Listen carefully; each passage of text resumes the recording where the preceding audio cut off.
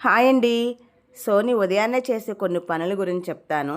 Water అది తాగేసిన తర్వాత కొన్ని పువ్వులు తెచ్చుకుని మాత్రం డైలీ కంపల్సరీ పెట్టుద్దనమాట. దానికి నచ్చినట్టుగా.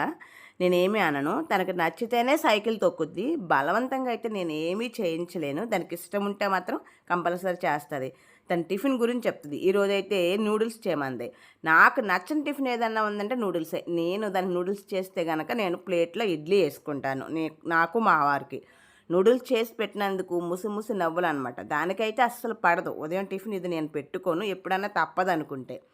ఉదయాన్నే ఇంకా మిక్చర్ గానీ, ఏమైనా తినేవి ఏమైనా ఐటెమ్స్ ఉంటే అవన్నీ సర్దుతాను. సోనీ కోసం వాళ్ళ డాడీ తెచ్చినవి ఏమన్నా ఉంటే. అయితే ఇంట్లో ఉదయాన్నే అందరూ ఆడవాళ్ళకు ఉండే పనులే కానీ ఇవి. సోనీ లాంటి పిల్లలతో మరింకా ఎక్కువ పనుంటదనమాట మాకు.